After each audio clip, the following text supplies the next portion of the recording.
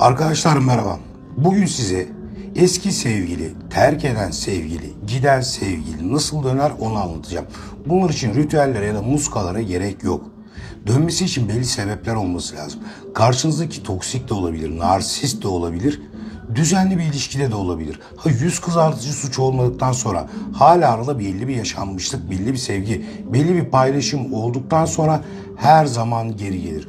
Unutmayın, bir katil bile suç mahalline mutlaka geri gelir. Çünkü ne bıraktığını tespit etmek adına. Şimdi ben size bunlar için 6 tane madde sayacağım. Bu 6 maddeyi sırayla yerine getirdiğinizde emin olun her türlü eski sevgili döner. Öncelikle yapılması gereken birinci madde, eksikliğini hissettiğinde yerine bir şeyle doldurmaya çalışma. Hani bir bağımlılıktan kurtulmak için yerine başka bir şey konur, böyle bir boşluk hissi olur ya. Eksiklik hissini yok edin, kendinizle doldurun. Kendinizle ilgilenin. Hani daha önceki videolarımda da söyledim. Yani bir şekilde etkinlikler olabilir, kendinizle ilgili spor olabilir, diyet olabilir, yürüyüşler olabilir. Yani kendinizi değerli hissetme adına eksikliği kendinizle doldurun. Karşı tarafın eksikliğini çünkü mutlaka hissedeceksiniz. Sakın stalklama yapmayın.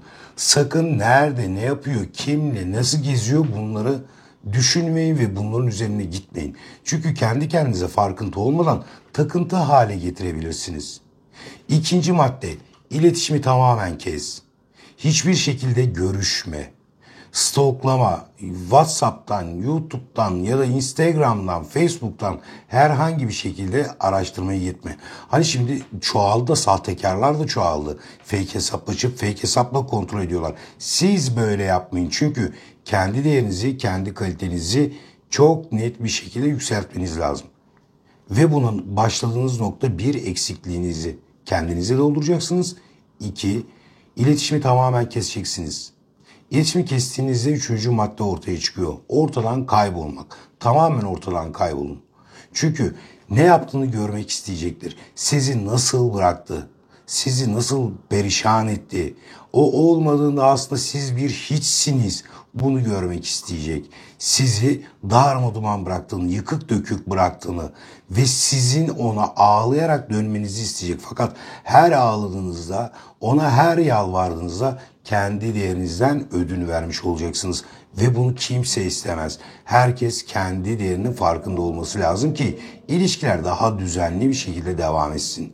Ortadan kaybolduğunuzda, sizi göremediğinde meraklanmalar başlayacak. Yani sadece siz mi özlediniz? Hayır, karşı taraf da belli bir paylaşımlar yapıldı, belli bir zaman geçildi, belli şeyler, belli ortamlar paylaşıldı. O yüzden mutlaka o sizi merak edecek noktaya gelecektir. Ama yapmanız gereken ortadan kaybolmak. Hatta bu bizim belli kurallar vardır. 3 hafta kuralı. Ya bunların hepsini uyguladığınızda 3'er hafta zaman ayırmanız lazım. 3 hafta ile 3 ay içerisinde mutlaka dönecektir. 3 ay geçiyorsa başka sıkıntılar var demektir. Bunu ayrıyetten mentörlüklerle ya da eğitimlerle giderebiliriz. Şimdi bizim 4. maddemize gelip ortadan kaybolduk ya, bir müddet, fazla değil, 3 hafta veya 3 ay tamamen ortadan kaybolduk ama bu 3 ayı geçmesin. Bu sefer unutulup yerine başka bir şey konmaya gidebilir. O yüzden ortadan kaybolmak bizim için maksimum süre 3 ay, minimum süre 3 hafta olması lazım. Çünkü karşı tarafı merak ettireceğiz. Çünkü karşı tarafı özleteceğiz kendimizi. Nasıl özleteceğiz derken işte bizim burada 4. madde devreye giriyor. Ortadan kaybolduktan sonra bir anda ortaya çıkacağız. Sosyal medya hesaplarımızı ona göre düzenleyeceğiz. Belli paylaşımlar yapacağız ama kıskandırmak adına değil. Yaptığımız paylaşımlar manzara olabilir. Bir kahve olabilir. Veya daha önce paylaştığınız bir ortamda, eski sevgilinizle paylaştığınız bir ortamda bir yemek yiyerek ya da bir şey içerek, onun sevdiği bir şeyi dinleyerek paylaşımı yaptığınızda karşı taraf şunu düşünecek. Kim bilir şimdi kiminle bizim mutlu olduğumuz, bizim için özel olan şeyleri yapıyor. Burada bir kıskançlık devreye girecek ama yanınızda kimse görmeyecek. O yüzden bu onda şüphe uyandıracak. En kötü şey şüphedir. Şüphe tohumlarını o şekilde ekersin. Ektiğin şüphe tohumu kıskançlık üzerine olmaması lazım. Aksi halde haklı çıkar. Çünkü kıskandırma gibi bir niyetimiz yok burada. Onu madem geri döndüreceğiz, ufak tefek şüphelerle ne yapıyor, ne ediyor tarzında kafasında soru işaretleri bırakmak gerekiyor. Şimdi 5. madde, toplam 6 madde sayacağım ben size. Yenilenmiş olun. Yani ortaya çıktığımızda tamamen yenilenmiş olacağız. Öyle eskisi gibi konuşup eskisi gibi davranan bir kişi olmayacağız. Her şeyi belki onun için önüne serdik. Belki kırmızı halı bile serdik. Her isteği onun için oldu. Ama geri döndürmek istiyorsak bu sefer daha tecrübeliyiz. Yapılması gerekenler daha yenilenmiş, daha kültürlü. Gerekirse diyet yapılmış, gerekirse spor yapılmış. Kendinden emin adımlarla hareket eden kişi olunması lazım. Çünkü bu süreç içerisinde sizinle iletişime geçmeye çalışacak. Bizim bu 5. maddenin en önemli noktasıdır. Sizi bir şekilde arayıp iletişime geçmek isteyecek. Çünkü zaten şüphe tohumları serpildi. Ne yaptığını merak ediyor. Çünkü seni yıkık dökük bıraktığını düşünüyor. Oysa sen yenilenmiş bir kişi olarak ortaya çıktın. Kendinden daha emin, kendinin daha da farkında bir kişi olarak sen şu anda ortadasın. İletişime geçtiğinde bizim burada 6. maddemiz devreye girecek. 6. maddemiz ise onunla eskisi gibi canım, cicim, aşkım, bir tanem yok. Normal iki yetişkin arkadaşmış gibi buluşman lazım ya da görüşmen lazım. Nasılsın?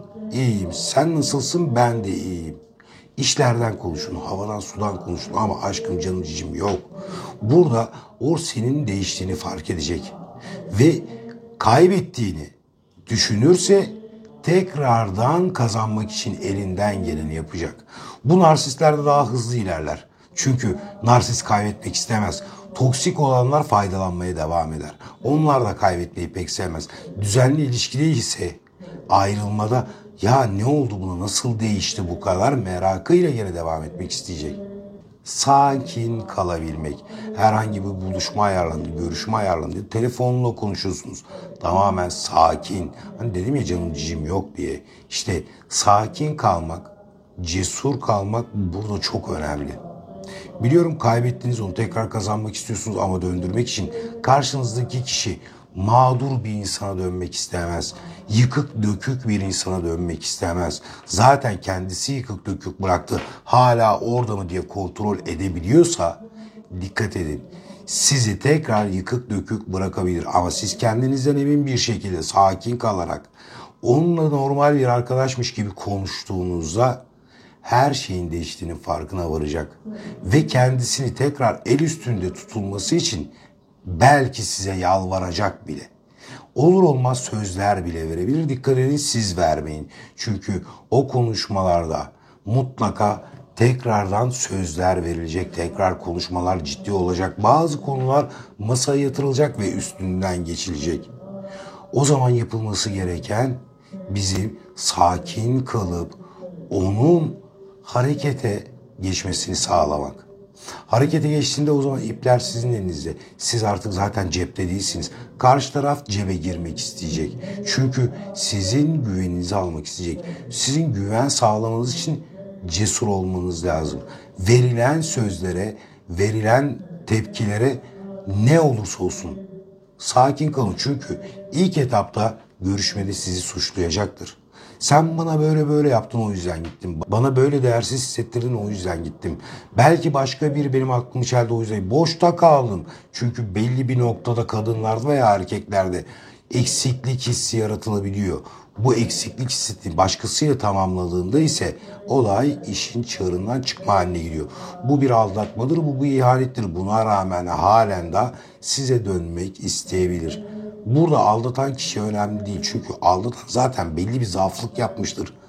Bu yanlıştır ama buna rağmen dönmek istiyorsa sizin kurallarınız belli. Tabii kabul etmemeniz gerekiyor. Ayrı bir konu.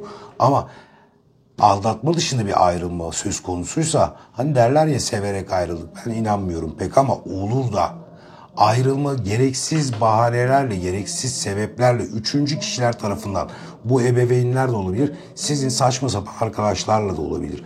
O yüzden üçüncü bir kişi tarafından ayrılmanız tezgahlanmışsa eski sevgili bu yöntemlerle döndürebilirsiniz. Çünkü her daim dönmek isteyecek ama sizdeki değişikliği görmesi lazım. Sizi fark etmesi lazım.